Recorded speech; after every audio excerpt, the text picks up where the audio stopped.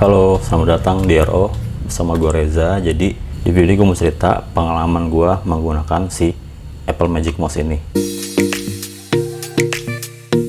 Oke, dari paket penjualannya teman-teman. Jadi saat kalian beli, dia itu benar-benar simple. Dusnya ya kotak begini ya. Kas dari Apple putih.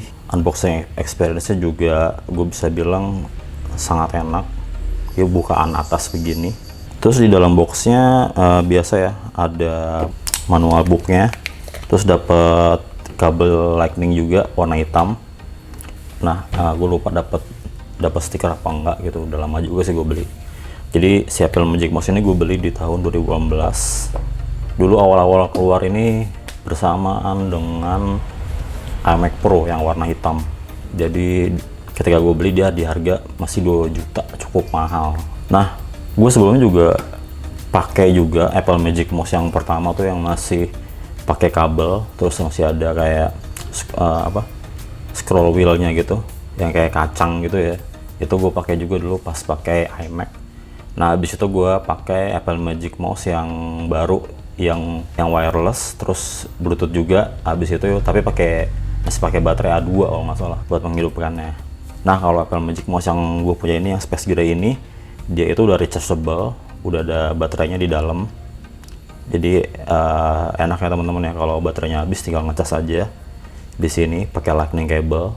Dan susahnya nih kalau misalnya mouse ini habis baterainya, terus kalian cas, kalian nggak bisa pakai teman-teman. Jadi ini kekurangannya juga ya. Jadi kayaknya sih lebih keren kalau misalnya kayak mouse Logitech gua kemarin tuh port chargernya itu ada di bagian depan. Itu biarpun udah habis, terus kita sambil cas masih bisa tetap dipakai. Sekali cas itu gue bisa dapat 1 bulan lebih, sampai 1,5 bulan lah ya teman-teman ya. Dengan intensitas pekerjaan gue itu 12 jam gue pakai mouse. Dan sorry berapa jam ya gue pakai mouse ya, kira-kira gue dari jam 7-an lah, jam 7 pagi gue mulai kerja, habis itu ketemu jam 6 sore lah gue baru nggak pakai mouse. Karena setup gue kan kayak gini kan, ini mouse, ini keyboard, dan ini monitornya. Jadi ketika udah jam 6-an atau jam 7-an ya gue pakai laptop gue ini aja. Dia juga lebih enteng dibanding yang dulu gue pakai yang warna putih, yang masih pakai baterai A2, beratnya cuma 99 gram. Kalau dari sisi fisiknya ya, dia bener-bener slim. Gue pernah bawa dia, gue kantongin ketika gue di kantor bolak-balik, itu enak banget dibawanya. Terus bawa ke mana, gue taruh di tas juga nggak menemukan tempat. Dia bisa karena bentuknya slim, dia bisa nyelip di tas gue dengan mudah. Apalagi di tas laptop gue, dia masuk dengan sempurna ya. Kayak bawahnya ini nih berbahan aluminium, terus juga atasnya ini bener-bener apa ya, gue bisa bilang nggak kayak mouse-mouse pada umumnya. Dia bentuknya kayak gelas gitu, kayak kaca gitu ya teman-teman ya. Nggak ada dedicated kiri kanan buttonnya. Ini bener-bener kayak satu button aja gitu di sini. Mungkin orang pertama kali pakai Apple Magic Mouse ini bakal agak aneh saat dia klik kiri sama klik kanannya, karena kan nggak ada dedicated buttonnya tuh yang biasa. Mungkin teman-teman lihat ya di mouse-mouse pada umumnya ya. Ini emang unik sih. Kalau buat gue pribadi ya, gue awal-awal dulu pakai tuh emang rasanya kok aneh ya, kiri kanan buttonnya nggak ada gitu ya. Aneh banget, nggak enak lah awal-awal. Nah, tapi habis itu setelah seminggu 2 minggu mulai terbiasa jadi enak. Terus kalau dibanding sama istri gua, dia tuh sampai saat ini juga belum bener nggak suka Apple Magic Mouse ini. Dia lebih suka Logitech yang ada kiri kanan buttonnya, terus yang bentuknya juga agak gede gitu. Terus kalau di sisi ergonomisnya, mouse ini tuh nggak ergonomis, sebab kalau gua pakainya agak lama, tangan-tangan gua tuh sakit. Nih pergelangan tangan gua di sini nih, dia tuh langsung pada sakit nih. Rasa banget nih, pokoknya jari manis sama kelingking ini sakit semua kalau agak lama ya gue pakai mouse ini ya. Karena dibanding misalnya Logitech MX Master 2S yang gue pakai kemarin, itu lebih enak karena kan dia kan bentuknya kan ergo ya. Terus tangan gue ketika gue pegang Logitech itu ya, dia bener-bener natural banget di tangan gue. Nah, beda sama mouse ini, dia tuh kalau dipegang ya gitu, dia sangat flat, terus nggak ergonomis juga gitu teman-teman. Tapi ini balik lagi ke preferensi masing-masing ya. Cuma kalau misalnya teman-teman cari mouse ergonomis, ya mouse ini ya nggak gitu cocok. Tapi kalau misalnya kalian berada di Apple ecosystem, gua sih nggak ragu kalau merekomendasikan mouse ini, karena bener-bener sangat smooth banget kalau misalnya dipadu-padankan dengan Apple device kalian, misalnya kayak iMac atau MacBook Pro gitu. Jadi gua pakai mouse ini, itu pasangannya tuh MacBook Pro gua yang ini. Itu jadi ketika gua ngoding-ngoding biasa sih gua nggak pakai mouse, tapi ketika gua main desain ya, kayak gua buka Photoshop atau Lightroom, gua butuh banget mouse. Karena kalau gua main pen tool, saat gua seleksi atau gua mau tarik bar di Lightroom, itu gue lebih enak pakai si mouse ini gitu teman-teman.